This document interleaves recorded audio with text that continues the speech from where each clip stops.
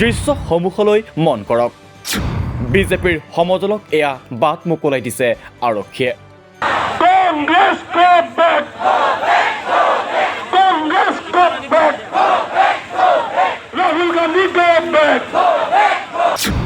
আৰু কংগ্ৰেছৰ সমদলত সমৰ সজ্জা পাতিছে একেই মহানগৰ আৰক্ষীয়ে।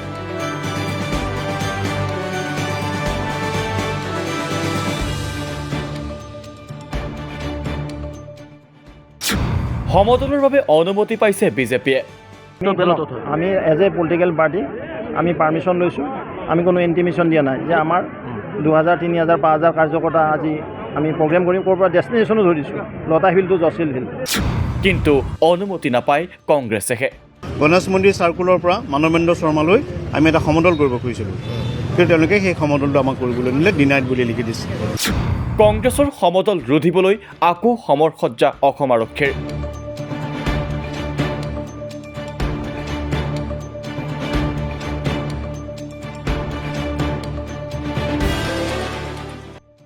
এই দৃশ্য মানৱেন্দ্ৰ শৰ্মা কমপ্লেক্সৰ সন্মুখৰ। কথা আছিল ইয়াৰ পৰাই কংগ্ৰেছে বাহিৰ কৰিব বাবা চাহেব আম্বেদকাৰ সন্মান সমদল। তাৰ বাবে প্ৰশাসনৰ আগতীয়া অনুমতিও বিচাৰিছিল প্ৰদেশ কংগ্ৰেছে।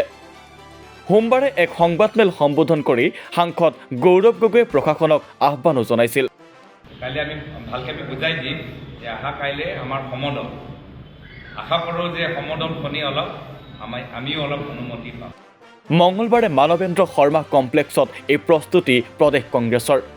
আম্বেদকাৰৰ প্ৰতিচ্ছবিত মাল্যাৰ্পণ কৰি সমদল কৰিব শ শ কংগ্ৰেছ কৰ্মীয়ে। কিন্তু এইখন পত্ৰ আহি পোৱাৰ পাছতেই হতবাক কংগ্ৰেছ নেতৃত্ব। কাৰণ পত্ৰত অসম আৰক্ষীৰ নিৰ্দেশনা, কংগ্ৰেছে বাহিৰ কৰিব নোৱাৰিব সমদল, কাৰ্যসূচী ৰূপায়ণ কৰিব লাগিব কমপ্লেক্সৰ ভিতৰতে। এখন মই দেখাই দিছোঁ, এইখন অনুমতি পত্ৰ। এইখন আপোনাৰ জিলা উপায়ুক্তৰ ওচৰত 5জন প্ৰতিনিধিক যাবৰ কাৰণে দিছে, আৰু তেওঁলোকে মানৱেন্দ্ৰ শৰ্মা কমপ্লেক্সতে আমাক সভা সমিতি কৰিব দিছে। আমি সমদল এটা উলিয়াব খুজিছিলোঁ, তাত উল্লেখ কৰিছিলোঁ যে এই গোল চক্ৰটোৰ পৰা আমি ইয়ালৈকে সমদল কৰি আহিম, শান্তি সমদল। এইটো তেওঁলোকে ডিনাই কৰিছে, এই ডিনাই ডাইৰেক্টলি লিখি দিছে। গতিকে আমি সমদলৰ বাবে অনুমতি নাপাই ক্ষোভ সাংসদ গৌৰৱ গগৈৰ। গৌৰৱ গগৈৰ দাবী, এয়া আছিল শান্তি সমদল। সমদলক বাধা দি দ্বিতীয়বাৰলৈ অপমান কৰিছে আম্বেদকাৰক। ডক্টৰ বাবা চাহেব আম্বেদকাৰক অপমান কৰিবলৈ আৰম্ভ কৰিছে।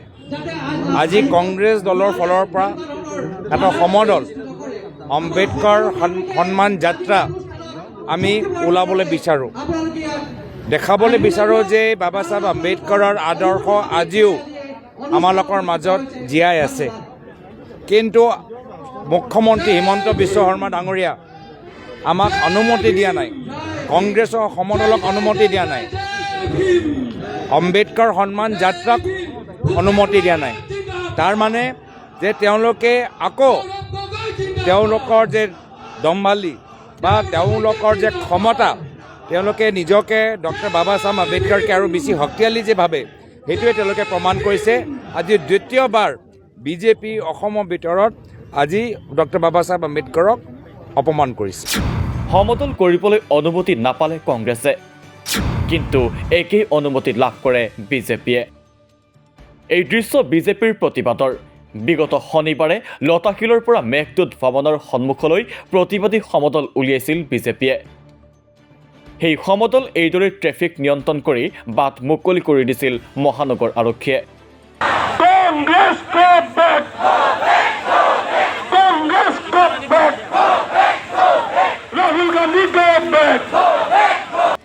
সিমানেই নহয়, সমদলৰ বাবে আৰক্ষীয়ে অনুমতি প্ৰদান কৰা বুলিও সিদিনা দাবী কৰিছিল ৰাজ্যিক বিজেপিৰ সভাপতিয়ে। আমি এজ এ পলিটিক্যাল পাৰ্টি আমি পাৰমিশন লৈছোঁ, আমি কোনো ইন্টিমেশন দিয়া নাই যে আমাৰ 2000, 3000, 5000 কাৰ্যকৰ্তা আজি আমি প্ৰগ্ৰেম কৰিম, ক'ৰ পৰা ডেষ্টিনেশ্যনো ধৰিছোঁ, লতা হিল টু জচিল হিল। বিজেপিয়ে সমদলৰ বাবে অনুমতি পায়, কিন্তু নাপায় কংগ্ৰেছে। তাৰ ক্ষোভ ব্যক্ত কৰি প্ৰশাসনলৈ প্ৰশ্ন এইবাৰ বিৰোধী দলপতি দেৱব্ৰত শইকীয়াৰ।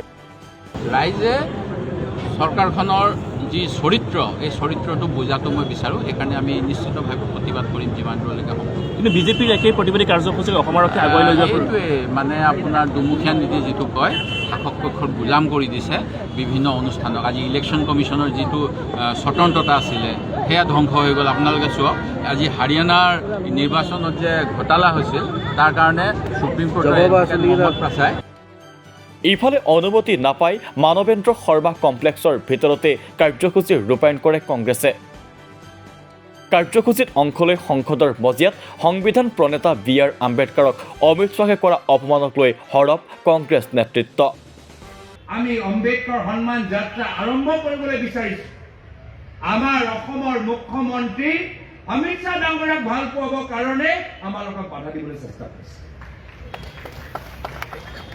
পাহৰি গৈছে যদি ডক্টৰ বাবা চাহেব আম্বেদকাৰ নাথাকিলেহেঁতেন যদি সংবিধান নাথাকিলেহেঁতেন তেতিয়া নৰেন্দ্ৰ মোদী ডাঙৰীয়া ভাৰতৰ প্ৰধানমন্ত্ৰী হ'ব নোৱাৰিলে মাননীয় মুখ্যমন্ত্ৰী তৰুণ গগৈৰ সময়ত জনতা ভৱনৰ পূব দিশৰ প্ৰৱেশদ্বাৰত বাবা চাহেবৰ এটা ব্ৰঞ্জৰ প্ৰতিমূৰ্তি স্থাপন কৰা হৈছিল কিন্তু এই চৰকাৰখনে আমাৰ আম্বেদকাৰ সংবিধানক ইমানেই ঘৃণা কৰে ইমানেই ভয় কৰে আজি সেই মূৰ্তিৰ সন্মুখত এখন সুউচ্চ দেৱাল দিছে যাৰ বাবে আমি আজি তেখেতক শ্ৰদ্ধাঞ্জলি জনোৱাৰ পৰা বঞ্চিত হৈছোঁ এই চৰকাৰখনৰ এই অপশাসন কুশাসন আৰু সংবিধান বিৰোধী কামবোৰৰ বিৰুদ্ধে আমি আগবাঢ়ি আহিব লাগিব কেৱল আম্বেদকাৰ আম্বেদকাৰ আম্বেদকাৰ আম্বেদকাৰ বুলি কৈ নাথাকি যদি তেওঁলোকে ইমান দিন ভগৱানৰ নাম ল'লেহেঁতেন তেওঁলোকে দেৱব্ৰত শইকীয়াই কৈ দিছে তেওঁলোকে পুণ্য পালেহেঁতেন আপোনালোকে চাওক যে এনেকুৱা অপমান কৰাৰ পিছত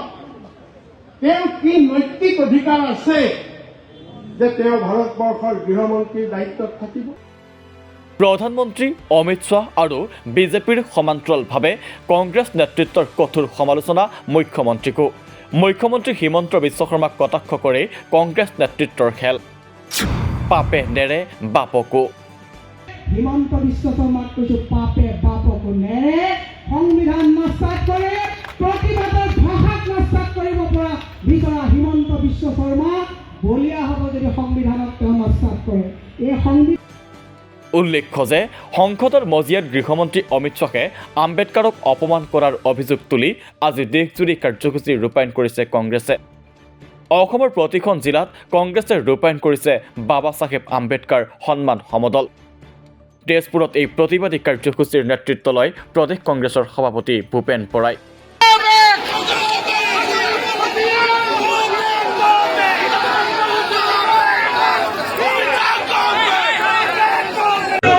জিলা কংগ্ৰেছৰ উদ্যোগত ডক্টৰ বি.আৰ. আম্বেদকাৰ সন্মান যাত্ৰা আমি যিখন প্ৰকাণ্ড ফটো হাতত লৈ পেলাই যাত্ৰা কৰিছিলোঁ আমি উপায়ুক্তৰ কাৰ্যালয়ত গৈ পেলাই দেখিছোঁ যে উপায়ুক্ত মহোদয়ৰ কাৰ্যালয়ত আম্বেদকাৰৰ ফটো নাছিল সেইকাৰণে আমি উপায়ুক্ত ডাঙৰীয়াক শোণিতপুৰৰ উপায়ুক্ত ডাঙৰীয়াক আমি লগত লৈ অহা ফটোখন অৰ্পণ কৰিলোঁ আৰু সেই ফটোখন তেখেতৰ কক্ষত স্থাপন কৰা হৈছে এইদৰে ৰাজ্যৰ প্ৰান্তে প্ৰান্তে আজি প্ৰতিবাদী সমদল ৰূপায়ণ কৰে কংগ্ৰেছে পিছে বিজেপিৰ সমদলক অনুমতি প্ৰদান কৰা আৰক্ষীয়ে কংগ্ৰেছৰ এই সমদলক বাধা দিবলৈ লোৱা কঠোৰতাই এতিয়া ব্যাপক প্ৰতিক্ৰিয়াৰ সৃষ্টি কৰিছে